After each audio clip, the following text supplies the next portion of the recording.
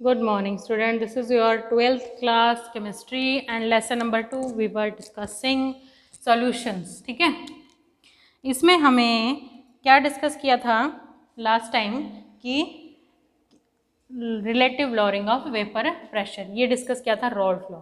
आज हम एक टॉपिक है डिस्कस करेंगे, उसके बाद आपका जो लास्ट टॉपिक आ जाए कॉलिगेटिव प्रॉपर्टीज़ और फिर वेंटो फैक्टर। वेंटो फैक्टर आपके सिलेबस से कट चुका है, मतलब अभी के लिए, तो कॉलिगेटिव प्रॉपर्टी ही रह जाएगा इसके बाद। तो सबसे जो मतलब ये जो टॉपिक है इसका नाम क्या है? डिफरेंस। डिफरेंस किसके बीच में? बिटवीन एन आइडियल सॉल्यूशन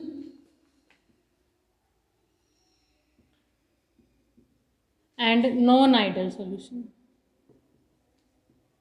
बहुत बार एग्जाम में आता है ये, बहुत बार। आइडियल सॉल्यूशन और नॉन आइडियल सॉल्यूशन के बीच में डिफरेंस क्या है? सबसे पहले आइडियल सॉल्यूशन देखिए।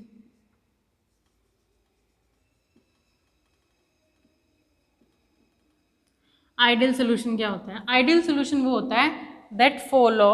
आइडियल मीन्स क्या होता है? आइडियल मीन्स जो हर चीज़ फॉलो करे, ठीक है।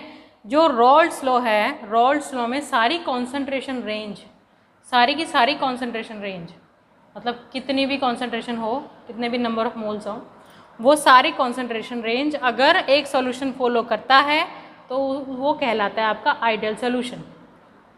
तो आइडियल सॉल्यूशन में आप क्या लिखेंगे? Which follow the ideal solution is the solution which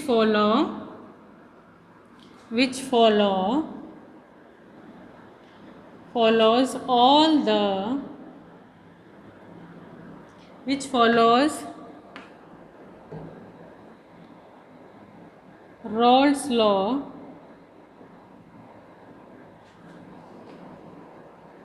in all the given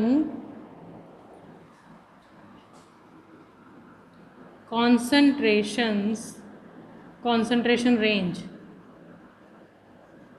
ठीक है, रॉल्ट्स जो हर तरह से रॉल्ट्स लॉ को फॉलो करते हैं, entire Raoult law for the entire range of concentration, for the given entire मतलब पूरी की पूरी, सारी की सारी, ठीक है। जितनी भी कॉन्सेंट्रेशन रेंज है जो रॉल्ट लॉ के अंडर आती है उसको जो फॉलो करते हैं that is called ideal solution.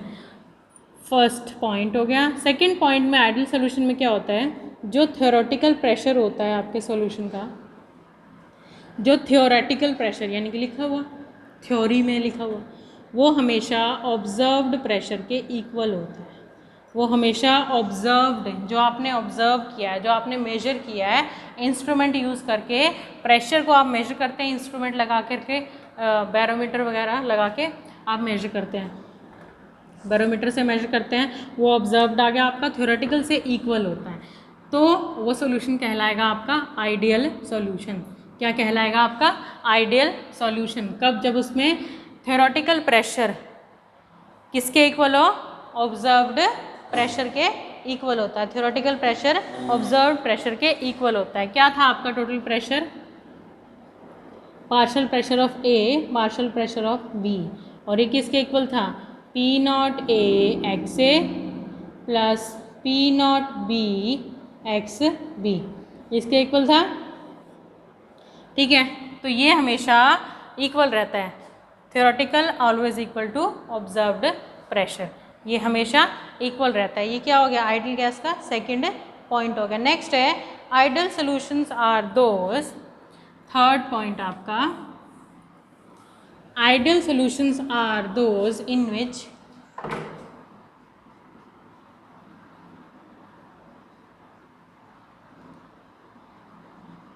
Solutions are those जिसमें क्या होता है?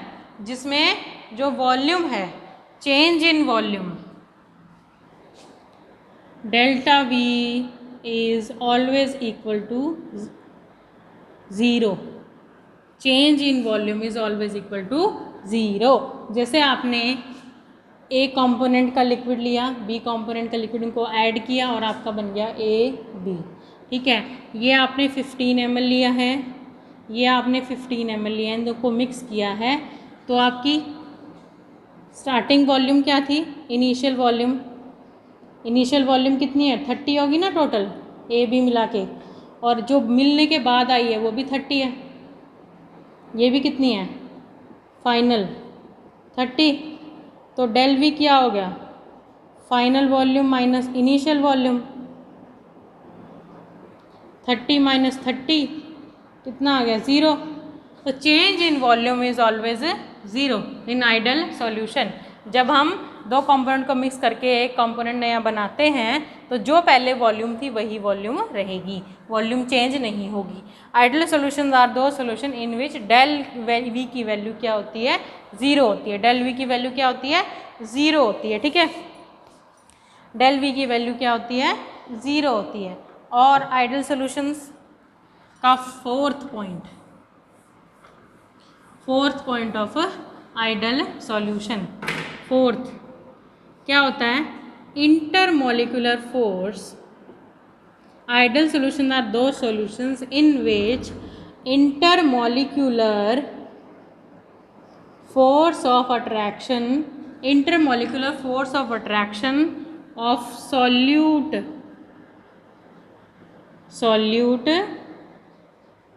और solvent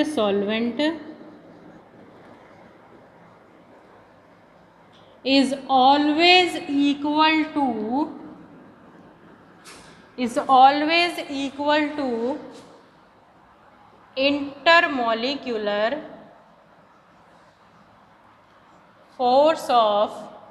intermolecular force of attraction of solute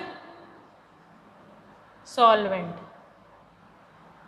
Ideal solutions are those in which intermolecular force of attraction is all of solute and solvent is always equal to intermolecular force of attraction of solute solvent. जैसे आपने लिया A solute है, A solvent है, ठीक है, एक A क्या है solute है ये आपका, और B क्या है solvent है, और ये बन गया आपका AB। तो जितना स्ट्रांगली ये आपस में जुड़े हुए थे जब ये प्योर फॉर्म में था, उतना ही स्ट्रांगली ये दोनों भी जुड़ेंगे।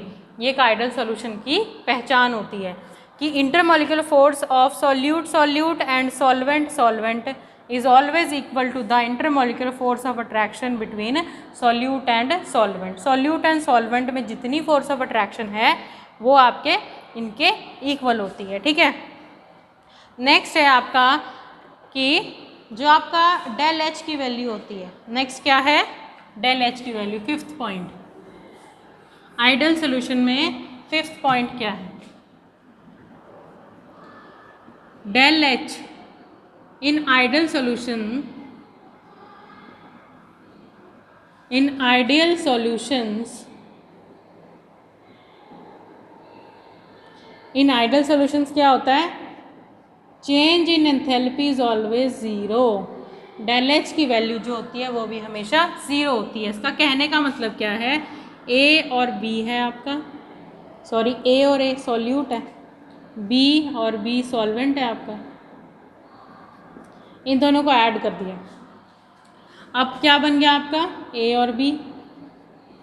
अब इसको तोड़ने में जो एनर्जी लगी और इसको तोड़ने में जो एनर्जी लगी वो किसके इक्वल है, जो इसके बनने में एनर्जी लगी है, ठीक है, जो इसके बनने में एनर्जी लगी है।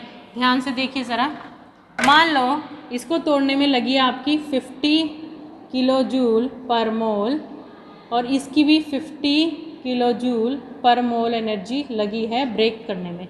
ब्रेक करने के लिए तो हमें एनर्जी देनी पड़ेगी ना, ब्रेक करने के लिए हमें एनर्जी क्या करनी पड़ेगी, देनी पड़ेगी, हमें एनर्जी देनी पड़ेगी। तो देनी पड़ेगी तो क्या होगा, वो हमेशा प्लस होगा, ठीक है। अब जब ये बन रहा है, बनने के बाद स्टेबल होगा ना, स्टेबल होने के बाद एनर्जी रिलीज़ करता है, एनर्जी बाहर निकलती है, तो इसमें -100 किलो जूल पर मोल एनर्जी निकली, ठीक है, इसमें 50-50। तो ऐड करेंगे जब हम एंथैल्पी किसकी, पहले इसकी ए की और बी की प्लस होगी, 50-50 100 प्लस, और अगर हमें, और इसकी कितनी है -100, डेल एच निकालना है, चेंज इन एंथैल्पी निकालना है। पहले वाली एंथैल्पी माइनस जो बनने के बाद है वो एंथैल्पी कितनी आएगी, 0। तो चेंज इन एंथैल्पी इज 0। तो आइडियल सोल्यूशन में क्या होता है, change in enthalpy is always 0 होती है। तो ये थे आपके आइडियल सॉल्यूशंस के कुछ पॉइंट। इसमें क्या था, change in volume is always 0। क्या क्या था सबसे पहला कि रॉल्ट लॉ के जितनी रेंज ऑफ कॉन्सेंट्रेशन टर्म्स की जितनी भी रेंज है वो सारी फॉलो करते हैं, उनको हम आइडियल सॉल्यूशन बोलते हैं। और प्रेशर हमेशा इक्वल रहता है, थ्योरेटिकल। सबसे पहला पॉइंट क्या था, सबसे पहला पॉइंट क्या था, सारी रेंज कॉन्सेंट्रेशन की टर्म्स की फॉलो करता है।